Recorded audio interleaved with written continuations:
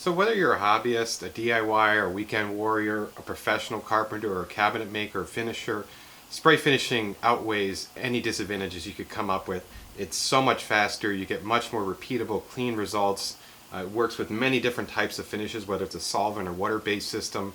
And it really comes down for most people how they want to scale it. Do they want to spend a ton of money, go with a rotary screw compressor and get nice, clean, dried compressed air for their shop, spend thousands of dollars? Do they want to stay down in the lower end with a Wagner non-bleeder type spray guns? Or maybe you find yourself in the middle, and that's where I found myself with these turbine spray guns.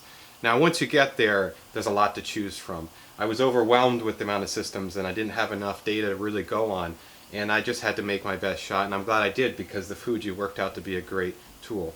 This is a Mini-Mite 4 and this is the tool I'll be reviewing today, so stick around and I'll show you what we've got going on.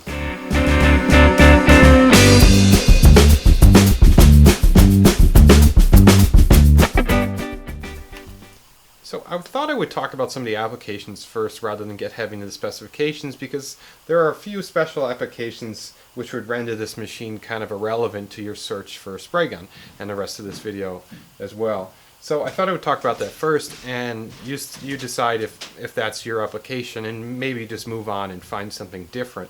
The Mini-Mite 4 is very universal and it can work in many applications, but there are some limitations based on the design. A great application for this, which is going to be limited with this design, is if you're painting houses. Anytime you're laying large volumes of paint down, this is probably not the setup for you, and air assist would probably do you more justice.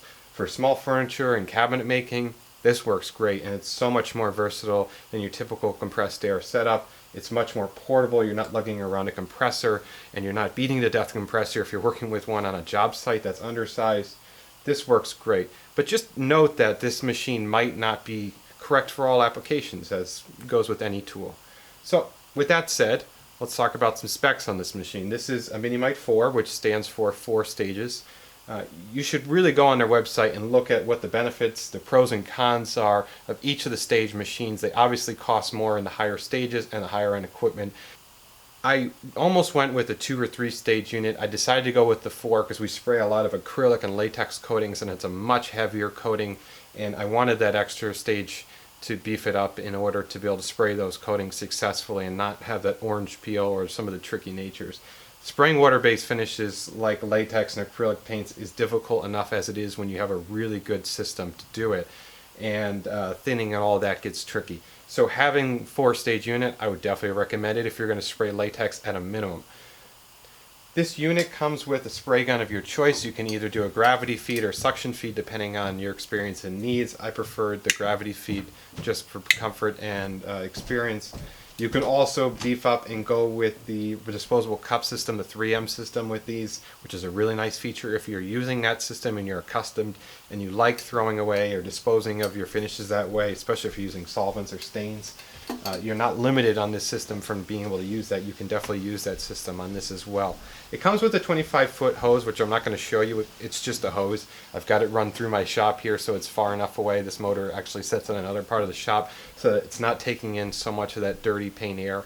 The paint in the air is dried enough through the spray booth that it doesn't recirc through this motor.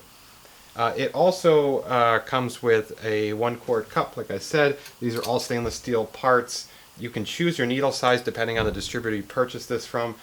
If you're doing latex or acrylic paints, which a lot of you do, I highly recommend a 1.5 millimeter, even a 1.8, depending on how much you want to thin it.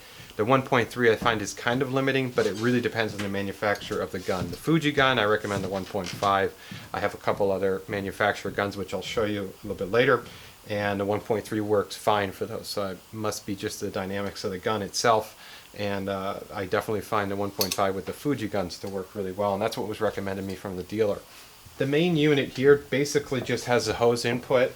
It has an on and off switch, and it has removable filters that are actually washable. You can see this is a great example because these filters are actually dirty. One filter on one side is coarse and one is fine, and you have to be careful with that and put those back in the same places. You can see this is dirty with intake paint. It's amazing how far you can still put this about 30 feet away from your area with a separating wall, and it will still pick it up. So these filters are really important to keep clean. You can wash these filters, you scrub them in a sink, let them dry. One of the suggestions I'll make early on, and I'll get into the accessories afterwards a little bit more, is to buy an extra set of these filters. I like to wash these on a regular basis, let them dry, put a new set in immediately, and we're always good to go. This unit is very portable. It's not too heavy. I think the whole system with the hose weighs about 28 pounds. This unit is not very heavy. It's a very portable system, which is different than your compressed air setup, and really what sold me on this. If you work in the field, this unit is really something to look at. It's almost like the Festool of power tools. It's designed to be portable. It really isn't as such by the handle. I use it in a fixed shop, but I can see that this works so well in the field. So let's talk about accessories for this. The first one I'll say to you off the bat is to get different needle size and just experiment. Get a 1.3, 1.5, maybe a 1.8, and try them because you're going to find that with different finishes like lacquer and different viscosities that you're going to perform differently. And sometimes you might think, God, I just can't thin a finish to work well with this gun. And the limiting factor is not the ability to thin it, but the fact that the needle size might be too small or maybe too large. So play with different cap sizes and needle sets. They can really make a huge difference. The other accessory I would certainly buy a couple of are these hoses with these one-way check valves. You're going to find that these do get clogged eventually, and I've found a way to clean them and not throw them away too often. But you can get in a bind really quick if you don't have a spare one. You don't know how to fix these valves. If you get water entrapped in this, you're not going to spray. So you really want to have at least like 5 of these. They sell them, I think they sell them a 5-pack on hand because they're so cheap, and these things can literally keep you from not finishing. So they can hold you up, and without it you can't pressurize the pot and fluid won't flow. So this is a key component. Definitely have extras of these on hand. The other accessory I'll talk about is this remote control. I was a little bit disappointed that something like this didn't come with the unit. This is almost an $800 spray gun system. I know it's very well made and it's worth the price that it's charging, but this is a $10 remote control, and I don't see how this unit is practical to be used in a professional fashion without a remote control. It's just not practical to walk over and turn this thing on every time you want to cycle a cabinet door apart. Without this remote, this unit is completely inefficient. And I will say that if you go out and buy this unit, do definitely buy a remote control. You don't have to buy the one from Fuji. They actually probably charge twice as much for the same thing you can buy on Amazon for $10. These aren't really motor rated, induction motor rated, but this one seems to work just fine. I just picked out one that was the exact same one that Fuji recommends or sells, and I haven't had any issues with this despite the fact that this thing's only rated for resistive loads. So this is indispensable. I actually have a couple of these in the shop for my lights and my other spray gun system, which is a cheaper turbine system, and then I can't live without this thing. Just being able to turn it on and off is really indispensable. So in the last recommendation I'm going to make for accessories is spray guns. I really like the Fuji gun that came with it, but it's really expensive. It's over $300. And I found these other guns just out of coincidence, but also out of curiosity, trying to find a cheaper gun that I could purchase like 4 or 5 of these because it can spray different colors at the same time or different finishes, and I didn't want to spend $1,200 on doing that. So I found a company that sold these guns. They're basically knockoffs or replicas, whatever you want to call them. They are basically the same gun as Fuji's, although they might say differently. It is the same design. It works just as well. In some respects it might even work better than this gun. I know people rave about the gravity feed gun, and that gun's very special in itself. So you might find that that gun is actually better than this, but these 2 guns in my hands work exactly the same. They are the same guns. The difference is this gun costs about $120 instead of $300. I'll put links in the description so you can check this out. You can certainly buy one. You've got nothing to lose, and check out this company because, I mean, it's literally a third of the price. So how can you beat that? And it allows you to purchase more equipment for about the same amount of money and not sacrificing any quality. It's the same kit. Okay, so I've got 4 of these. These work really well. I haven't had a single one fail yet. The other accessory I'll talk to you about is the whip hose. This is another item that I wasn't really happy that I had to purchase separately. The hose that comes with this unit, aside from smelling really bad forever in your shop, it just reeks of plastic. Doesn't come with this whip hose, and the hose is really heavy, and it's just like not made for a spray gun. It's heavy enough that you know it's durable and it's not going to break in short order, but the whip hose gives you total mobility with this spray gun, and it doesn't hang you up. It's a lot thinner of a material. I was kind of bummed out that this didn't come with the spray gun. I don't find the spray gun really usable as a professional without this whip hose. I understand why they don't package it with it, but I thought for a little bit more money I would just have purchased this thing together. I found within probably like the first day of using this system that without this whip hose that it just wasn't practical, just like the remote switch. So I would definitely pick up the whip hose, even though it costs like an extra $30 after you've just dropped to 800. This thing makes your life so much better, and it'll improve the quality of your painting and less straining on your wrists and allow better agility with the spray gun. So definitely pick up the whip hose, the remote control. I have a spare one here, and I'll talk about it in a second. And I'll get into this. So one of the things when you're looking at tools that's hard to get feedback on is how is the company. And you can always look online on Amazon reviews and other tool reviews to get an idea of how they are as a company and how their warranty stands up, but the ultimate test is just to hear it from other people and see when something goes wrong, what happens.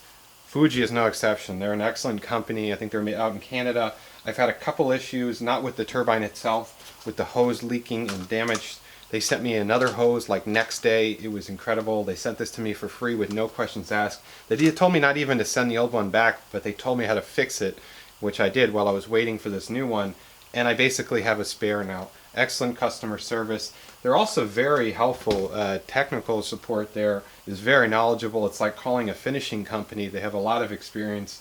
In my experience with woodworking equipment, sometimes you call a company and you're talking to somebody that you know has never used a woodworking tool before, any tool before, and they're just an office person, and that drives you crazy because technical support is supposed to be there to provide technical support.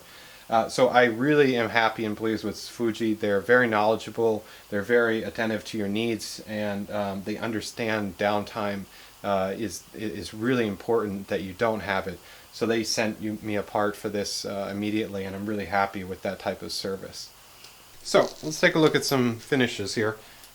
This is your spray gun again. I'm just going to use one of my other cheaper guns. It really does the same thing. I'm just using red for clarity so you can see it better. The hose is really easy to connect. It's just like a typical garden ball hose. You basically have a couple different controls on the gun. I'll start with the air hose here. You can regulate the airflow. Like I said, this unit doesn't come with a control knob on it to regulate the airflow, but you can control it here just with this simple lever ball valve that's in line with the air supply. And that works pretty good. If you want to reduce overspray, if the finish is thin enough where you don't need all the air and you want to restrict it, you can play with that and reduce your overspray that way. This also has a control. This is your fluid control here. Same thing on the other gun pretty much. You have your fluid control, so if you want more fluid, you open it up. If you want less fluid, you close it.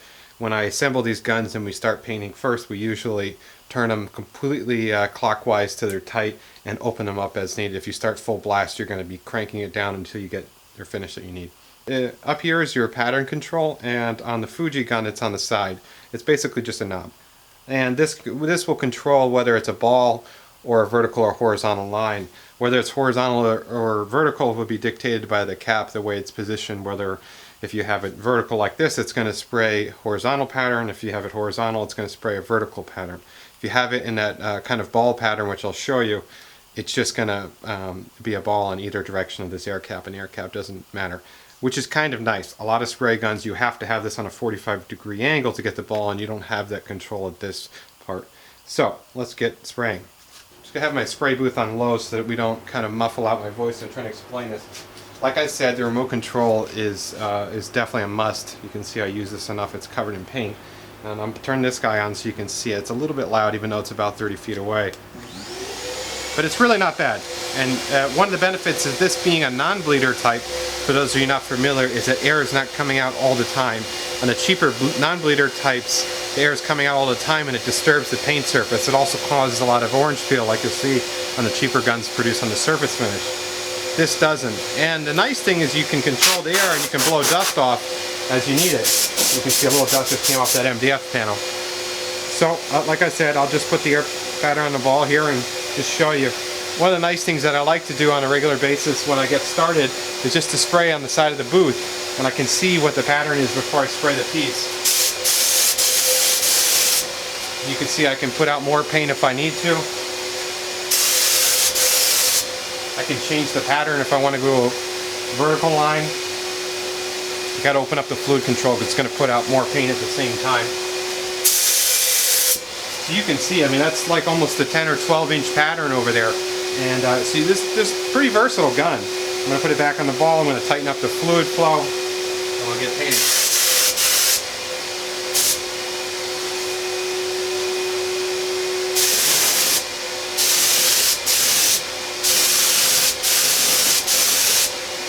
So you can see this puts down material in a really short time, and this will level out really nice. You'll have no brush marks like you do with brushes. You won't get a terrible amount of orange peel if you thin this out correctly and you apply the paint in nice thin balanced coats. And I'll show you, like with this panel here, how you can spray this with a wider fan pattern.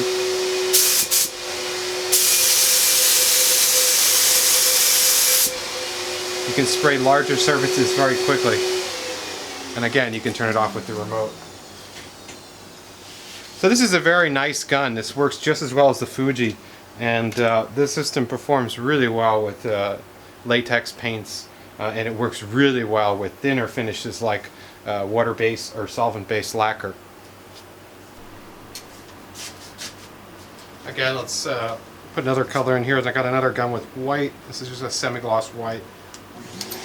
And again, this fan pattern control gives you a lot of options. If you want to spray a panel with a little ball pattern, you can. This is not terribly efficient. You can open up that fan pattern a little bit. And again, this is the Fuji one, so the pattern control is on the side. Turn it towards me a little bit. And that'll open up a little bit.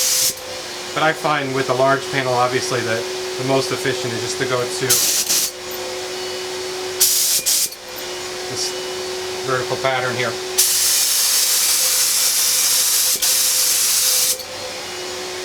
Very easy to spray stuff. Again, put this guy over. And you can work yourself back and forth.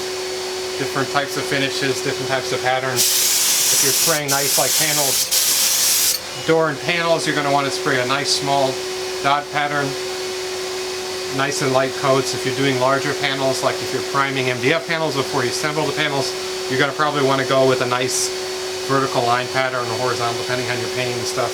Whether you're laying it down on a rotary booth like this, or you have it up against the wall and you're painting it that way. But again, very much a lot of versatility here.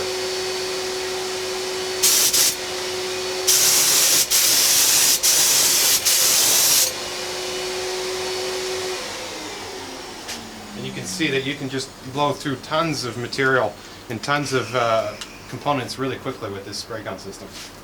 And that's pretty much it. It's a very simple system. It allows you to paint things really quickly and get a really consistent, nice finish if you set up the finishing correctly. I don't really think there are any necessarily cons of this setup. I outlined some items that I thought might have been better to include with the kit because I think that they're necessary to use this in a professional setup, but I don't think that there are any real cons of this system. I've been using it hard pretty much every day for the last almost a year now, and it's just been a champ in my shop. There are some things that you should know that aren't as much cons as they are little caveats when you're doing finishing with different types of finishes that I've learned, especially with doing water-based paints like latexes. They're very tricky to thin out and get them nice. If you're accustomed to doing solvent-based conversion varnishes and lacquers or color lacquers, it's going to be a whole new game when you work with acrylics and latex paints. They're not enjoyable. Solvent-based finishes are a lot easier to get looking really nice, and you can have the crudest setup with lacquer and get it looking really nice. With some of these other water-based finishes, they're a little bit trickier, and you've got to work on the thinning, you've got to work on the viscosity, you've got to be careful that you don't contaminate the paint and that you use clean water when you thin it, or mineral spirits, however you want to do it. Which goes the same with a solvent-based system and a compressed air gun. You have the same issues with contaminants. But it is tricky, and that you should keep that in mind and not let that frustrate you and think that's a limitation of the machine. There's a light bit of chemistry that goes involved with finishing, as much as people might not want to admit it. But overall, I think that you're going to like this system whether you're a hobbyist or a professional. I think it's a nice crossbreed because, yeah, it's a little bit of expense, but so are a lot of the woodworking machineries we have. They're not inexpensive, and if you spend the money on the right components, you're going to get working right away. And that was my concern when I bought this, is I didn't want to go cheap on it. I didn't want to get something inexpensive and have it breaking down all the time or just not producing the right results. And I can't think that this was not a good decision. Everything about buying this system was a good decision. I didn't want to go to a compressed air setup versus this system because I didn't want a compressor in this basement shop in an 80-gallon compressor just pumping away all the time and I didn't want to spend money on a rotary screw compressor. I don't have the money to do that. And I wanted something that was portable, that I could do home renovations in my own house and take it out of my shop on the weekends and be able to bring it anywhere. And you can't do that with a compressed air setup. And yeah, I mean, you can, because you can use a pancake and those smaller compressors, but you're going to work those compressors to death. You're going to have water issues when you have humidity. You're going to have oil in the lines if you don't properly filter and clean them and trap it. And there's a lot of headaches, and having this nice, clean, consistent, dry air with a system like this that's portable, you have to listen to the turbine only when you're using it and not let it running in your shop as kind of like an ambient sound all the time, that pumping action and just brutal to your ears. That's a really great system. If you guys have any questions about this system, how you want to use it, if you need any suggestions on if it's going to work for your setup or not, please feel free to leave comments in the description box. I love feedback and I like to help other people. These videos are not here to serve me, they're here to serve you. So please rate, comment, and subscribe. Hopefully this video was informative. It was kind of brief and to the point, but I wanted to show you over a system and show you that Fuji makes really nice turbine guns, and they also make other high-end models if you want to go that level, that you can certainly look into, that are much even better than this Mini-Mite 4 and much more capable. So again, please rate, comment, subscribe, give me your feedback, give me your questions. I'm here to help you guys. And until next time, see you guys soon.